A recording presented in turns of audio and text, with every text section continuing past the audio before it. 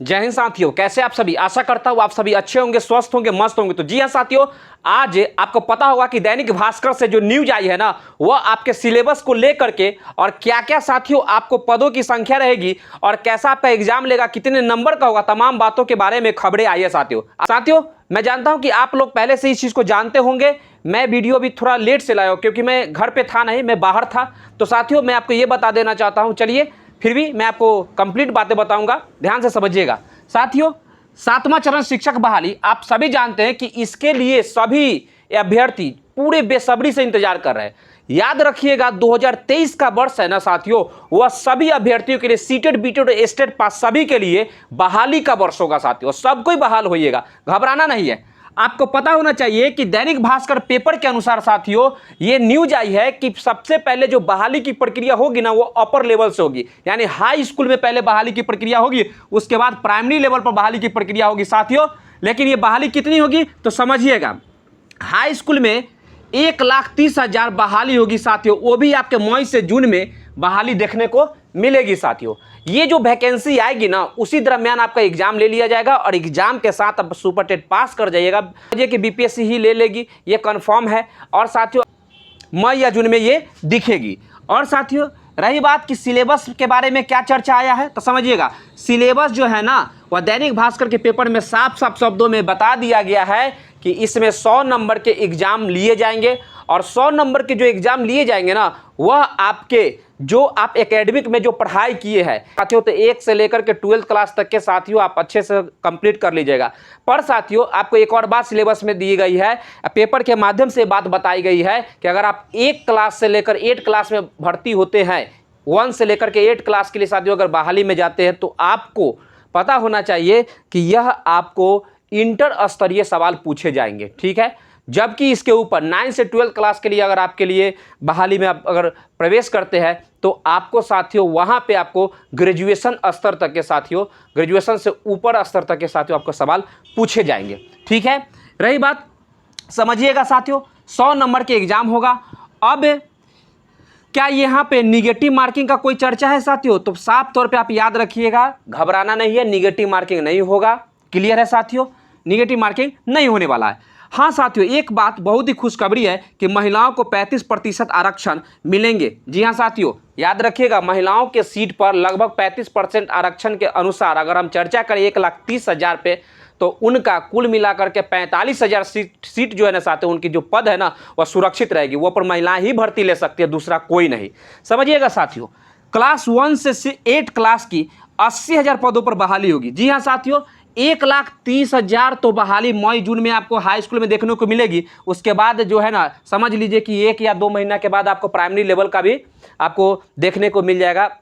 1 class से 5 class और 6 to 8 class के लिए साथियों आपको देखने को मिल जाएगा। कितने पदों पर, तो 80,000 पदों पर। तो साथियों एक बात याद रखिए, मैं तो यही कहूँगा कि जल्द से जल्द इस सब का जो प्रक्रिया है ना कंप्लीट कराया जाए, हाई स्कूल का भी और प्राइमरी स्कूल का भी, सबका एक साथ बहाली ले ली जाए तो बेहतर रहता।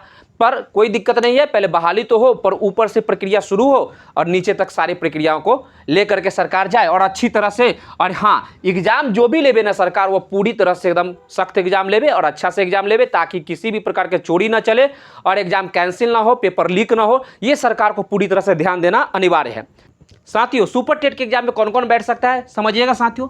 आपको पता होना चाहिए कि अगर आप सीटेट में सेंट्रल और बिहार लेवल के दोनों को अगर डिस्ट्रीब्यूट करो, तो आपको पता होगा कि सेंट्रल में जनरल और में मेल या फीमेल को 90 नंबर चाहिए, ठीक है, पास होने के लिए। जबकि ईडब्ल्यूएस मेल फीमेल को भी वहाँ 90 नंबर पर ही ले रहा है। ईबीसी और बीसी वाले को 82 पर, SC ST को भी 82 पर वहाँ पर सेंट्रल में आप क्या होते हैं, पास होते हैं साथियों, ठीक है, सीटेट में। जबकि बिहार में सीटेट वाले के लिए कितना नंबर चाहिए, तो मेल के लिए 90 नंबर चाहिए साथियों जनरल वाले का, और जनरल में फीमेल है तो 82 चाहिए। जबकि ईडब्ल्यूएस में मेल का 90 पर ही लेगा साथियों बिहार में, और ईडब्ल्यूएस फीमेल को साथियों जनरल में जैसे महिला को है ना, वैसा ही ईडब्ल्यूएस में फीमेल को 82 पर ही ले रहा है बिहार सरकार, ठीक है। जबकि बीसी ईबीसी मेल या फीमेल इन सबको 82 नंबर पर ही साथियों सिलेक्शन हो जाएगा। अब रही बात कि SC ST और PH वाले को 75 नंबर, सिर्फ 75 नंबर साथियों अगर आ जाता है, जबकि सेंट्रल में 82 नंबर चाहिए। इस बात को याद रखिएगा। यहाँ पे बिहार सरकार बहुत अच्छा छूट देती है साथियों, तो अगर 75 नंबर है SC ST और PH वाले को, तो ये एलिजिबल है सुपर टेट में बैठने के लिए। इस बात को ध्यान रखिएगा। रही बात कि कुछ अभ्यर्थी ये भी कहते हैं साथियों, कुछ का कमेंट आया था कि सर मेरा जो है सेंट्रल में फेल हूँ, 75 नंबर है SC कैटेगरी में। तो एक महिला ने मैसेज किया था साथियों, तो मैं ये कहूँगा कि अगर उनको 75 नंबर है तो बिहार में वो एलिजिबल है, पर डिजी लॉकर से उनका सर्टिफिकेट नहीं निकला, ये बात तो सही है। पर रही बात कि जो उनको जब रिजल्ट आया होगा उस समय जो अंक प्रमाण पत्र आया था नेट के माध्यम से जो शो किया था, उनको अंक प्रमाण पत्र को ही केवल सुपर टेट के लिए अप्लाई करना है। जब फॉर्म आएगी तो सुपर टेट का, तो उसमें ये डालेंगे इस नंबर पे तो ले लेगा इनको, ठीक है। अब ये एलिजिबल हो जाएंगे। तो साथियों अगर इस तरीक़ा से अगर आपके पास क्वालिफिकेशन है, यानी आप अगर सीटेट अच्छी तरह से पास है, तो आप अगर आपने बीटेट पास किया तो भी अच्छी बात है, पास होना चाहिए, ठीक है। और सीटेट में अगर आपने इस प्रकार का नंबर लाया है तो आप एलिजिबल है सुपर टेट में एग्ज़ाम में बैठने के लिए, जो आयोग BPSC लेगी या जो भी ले, ठीक है। अब रही बात साथियों कि इसके अलावे आपको पता होना चाहिए कि अगर 1 से 5 क्लास तक के टीचर बनते हैं तो आपके पास डिग्री क्या होना चाहिए। छोटी सी बातें तुरंत बता देता हूँ। 1 से 5 क्लास के लिए साथियों आपको मैट्रिक, इंटर, ठीक है, DLED समझ में आ रहा है, या BEd का सर्टिफिकेट, या तो आप सीटेट या बीटेट पास किए हुए हो उसका सर्टिफिकेट, क्लियर है साथियों। रही बात इसके अलावे अगर आप 6 to 8 में जाना चाहते हैं तो वहाँ पे आपको BEd का सर्टिफिकेट चाहिए, ठीक है, BEd का डिग्री सर्टिफिकेट चाहिए। उसके बाद साथियों वहाँ पे आपको मैट्रिक, इंटर और ग्रेजुएशन होना चाहिए 6 to 8 के लिए, क्लियर है। सीटेट या बीटेट पास आपको होना चाहिए, क्लियर।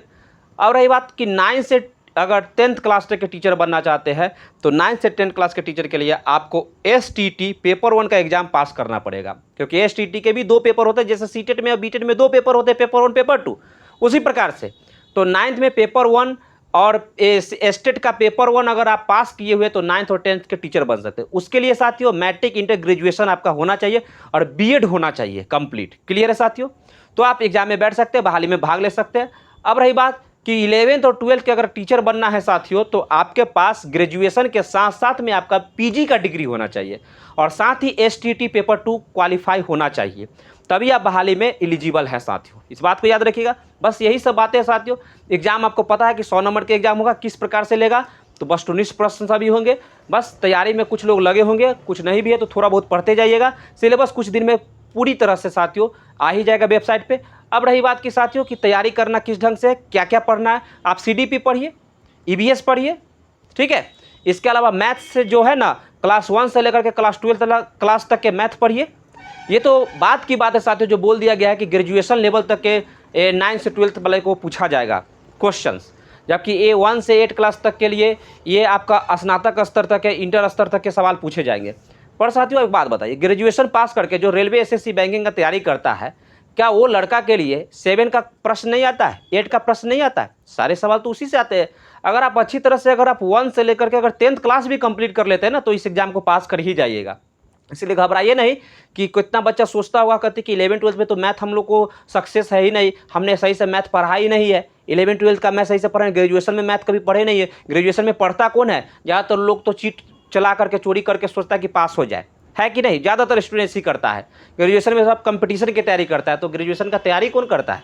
तो ये सब के लिए घबराइएगा नहीं। अगर आप 1 से 10th क्लास तक ही अगर अच्छी तरह से अगर प्रिपरेशन किए हुए हैं ना तो भी आप एग्जाम निकाल सकते हैं। अगर 1 से 12th क्लास तक के कर लेते तो और आपको फ़ायदा रहेगा साथियों। बस इतना ही कहूँगा, घबराना नहीं है। एग्जाम वही सब सवालें रहते हैं, साइंस जो है सो CDP रहेगा, सब कुछ वही सब रहेगा साथियों, ठीक है।